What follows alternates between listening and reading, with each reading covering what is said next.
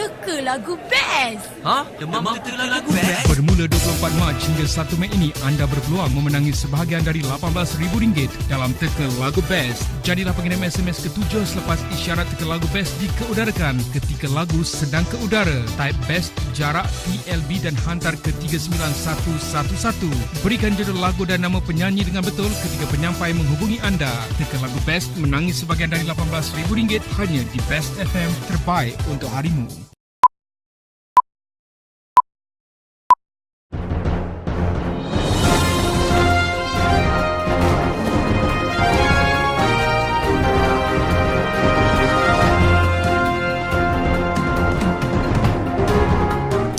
Buletin Selatan 23 April 2015.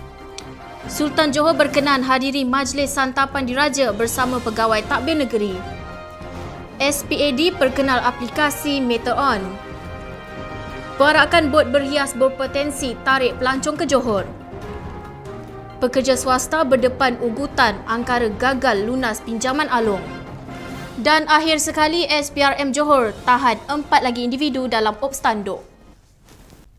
Salam sejahtera. Sultan Johor Sultan Ibrahim Sultan Iskandar berkenan berangkat menghadiri Majlis Santapan Diraja bersama pegawai-pegawai tadbir negeri Johor. Turut berangkat pada majlis tersebut Permaisuri Johor Raja Zari Sofia, Tunku Mahkota Johor Tunku Ismail Sultan Ibrahim bersama isteri Cik Puan Khalidah Bustamam dan anak-anda yang lain. Pada majlis tersebut, baginda turut mencemar duli, memberi ucapan terima kasih di atas segala persiapan sempena istiadat kemahkotaan tempoh hari dan nasihat kepada pegawai-pegawai takbir negeri Johor.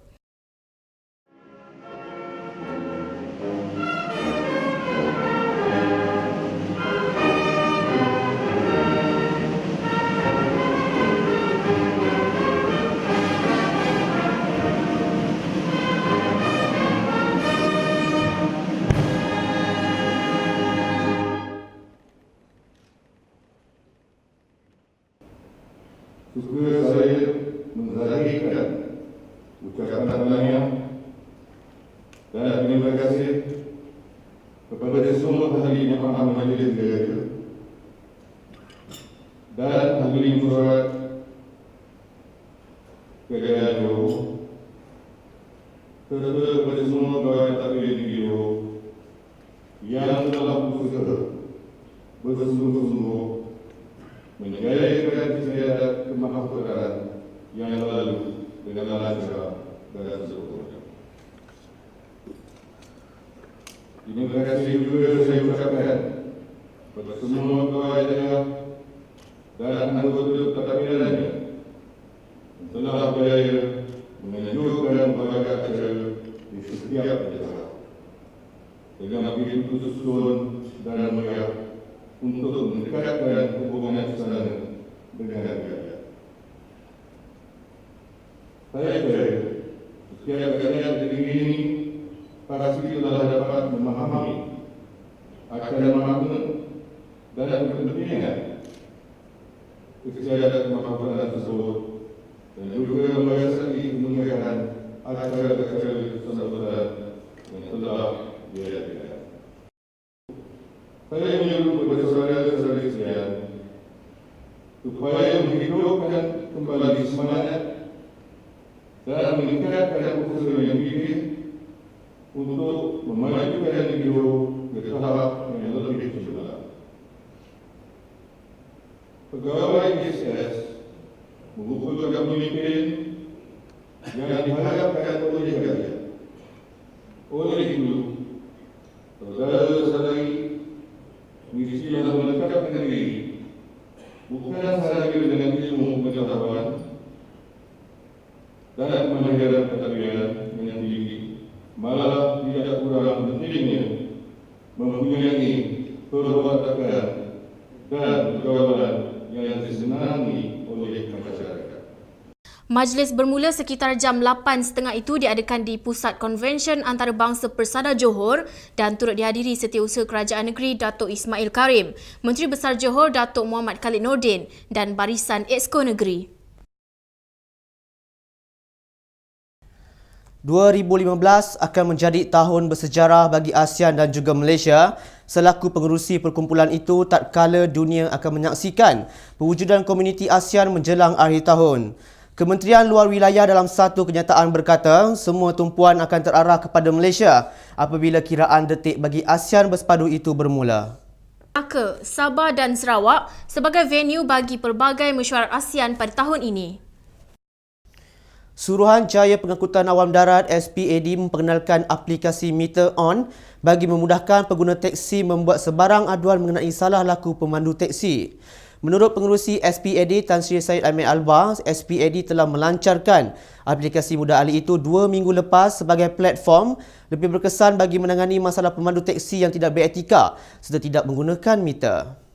Kepada kita menubuhkan satu jawatankuasa setelah kenaikan tambang ni kan, satu jawatankuasa untuk menambah baikkan perkhidmatan teksi.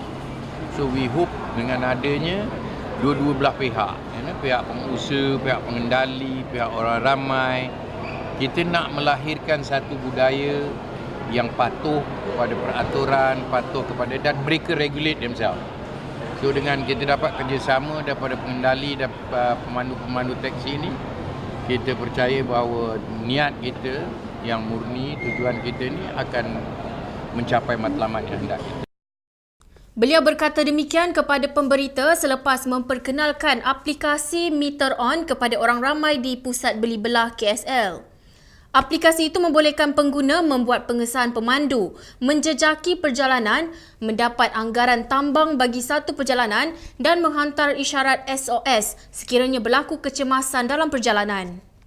Katanya laporan terhadap pemandu teksi yang dibuat oleh pengguna menerusi aplikasi itu boleh digunakan sebagai bukti pendakwaan di mahkamah. SPAD juga memberi jaminan akan mengambil tindakan dalam tempoh 24 jam terhadap aduan pengguna teksi yang menggunakan aplikasi mudah alih tersebut. Aplikasi itu yang boleh dimuat turun secara percuma menerusi telefon mudah alih Android dan iPhone telah menarik sebanyak 16,000 pengguna di seluruh negara untuk menggunakannya. Beliau berkata sejak pelancaran kemudahan itu, pihaknya telah menerima lebih 200 aduan menerusi aplikasi berkenaan. Buat masa ini, lebih 46,000 teksi bermeter berdaftar dengan SPAD dan daripada jumlah itu, 36,000 teksi beroperasi di Lembah Kelang. Dalam perkembangan lain, beliau berkata sebuah jawatankuasa penambahbaikan akan ditubuhkan bagi mengkaji mutu perkhidmatan teksi berikutan kesan kenaikan harga tambang teksi baru-baru ini. Menurutnya, jawatankuasa itu akan dipengerusikan oleh SPAD dan dianggotai oleh persatuan dan pengusaha teksi dari seluruh negara. Jawatankuasa ni saya minta SPAD tubuhkan supaya bila kita dah naikkan tambang ni, biar untuk penambahbaikan mereka yang terlibat dengan industri itu sendiri, menukar dia punya mindset, mengadakan sistem disiplin, pengawaslian mereka sendiri untuk menggalakkan di mereka punya ahli-ahli supaya mereka gunakan meter, mesra dengan penumpang, menjaga keselamatan penumpang, dan ini akan insya-Allah kita akan panggil mesyuarat tidak lama lagi. Penganjuran pertandingan dan perarakan bot berhias berpotensi diteruskan di Johor sebagai satu tarikan baharu pelancongan. Pengerusi Jawatankuasa Pelancongan, Perdagangan dan Kepenggunaan Negeri Datuk T. Siu Kiong berkata, perarakan itu bukan sahaja menarik minat pelancong, bahkan penggemar bidang fotografi. Pertandingan dan perarakan bot berhias berjaya dianjurkan sempena perayaan Kemahkotaan Sultan Johor Sultan Ibrahim bulan lepas.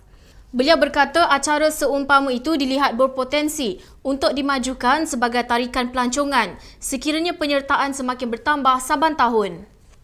Sehubungan itu, pihaknya juga mengalu-alukan sebarang cadangan atau pandangan bagi menambah baik penganjuran acara berkenaan pada masa akan datang. Untuk paparan berita selanjutnya, kita kembali selepas ini. Rumah mampu milik Johor, 37,000 unit telah dibina. 40,000 lagi bakal dibangunkan. Terdapat di semua daerah negeri Johor. Peluang yang lebih tinggi,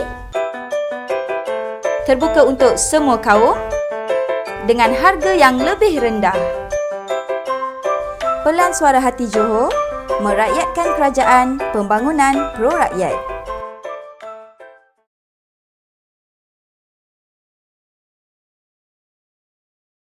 Kita kembali semula. Seorang pekerja swasta berdepan ugutan angkara meminjam RM28,000 daripada 23 ceti haram atau along di kawasan bandaraya ini sejak Ogos lepas. Mangsa yang mahu dikenali sebagai Ahmad 40 tahun mendakwa kegagalannya melunaskan pinjaman itu menyebabkan dia menerima ugutan daripada beberapa individu menerusi panggilan telefon dan khidmat pesanan ringkas SMS. Memetik laporan utusan online, Ahmad berkata beliau bersama 4 rakan lain membuat pinjaman antara RM2,000 dan RM6,000 daripada 23 along sebagai modal perniagaan pasar malam di sekitar bandaraya itu. Ahmad berkata rakan-rakannya mula menjauhkan diri apabila mengetahui dirinya diburu along dan dia kemudian bertindak membuat satu laporan di Balai Polis Mutiara Rini kerana bimbang terhadap keselamatannya. Ahmad berkata demikian kepada pemberita pada pertemuan yang diatur Ketua Biro Penyelarasan Hal Ehwal Kerajaan MCA, Michael T. Chibun. Sementara itu, Michael T. berkata pihaknya bercadang untuk berunding dengan kesemua along berkenaan agar pinjaman tersebut dapat dilunaskan secara ansuran. Beliau menasihatkan orang ramai supaya tidak meminjam wang daripada along bagi mengelak timbulnya masalah di kemudian hari. Suruhanjaya Pencegahan Rasuah Malaysia SPRM menahan 4 lagi pegawai veterina bagi membantu siasatan berkaitan penerimaan suapan daripada pembekal dan bersubahat, memasukkan dokumen tuntutan bekalan serta pembayaran program pinjaman induk tanpa faedah PINTAF. Pengarah SPRM Johor Azmi Alias berkata 3 daripada mereka ditahan di Muar, manakala seorang lagi ditahan di Segamat. Beliau dalam satu kenyataan berkata kesemua yang ditahan menerusi ops tanduk itu berumur lingkungan 40-an sehingga 50-an termasuk pegawai perkhidmatan veterina G36 dan pembantu veterina G17. Penahanan kesemua mereka menjadikan 16 individu ditahan sejak ops itu dilancar Ahad lepas. SPRM Johor melancarkan ops tanduk itu susulan aduan orang awam berhubung penyelewengan pembekalan lembu dan kerbau kepada penternak program PINTAF. Dianggarkan lebih 150 penternak di bandaraya ini sepatutnya mendapat bantuan dari program PINTAF, tetapi maklumat yang diterima SPRM menunjukkan ramai tidak menerima bantuan sewajarnya. Seorang pengawal keselamatan warga Pakistan cedera di kepala akibat dilibas menggunakan parang oleh 4 lelaki di Taman Mount Austin awal pagi semalam. Ketua Polis Daerah Johor Bahru Selatan, ACP Sulaiman Saleh berkata, kejadian berdekatan pos pengawal Jalan Mutiara Emas itu berlaku pada 5:05 pagi ketika mangsa Parvez Han 29 tahun sedang bertugas. Beliau berkata kejadian dipercayai berpunca apabila pengawal terbabit tidak membenarkan kesemua suspek masuk ke kawasan perumahan itu.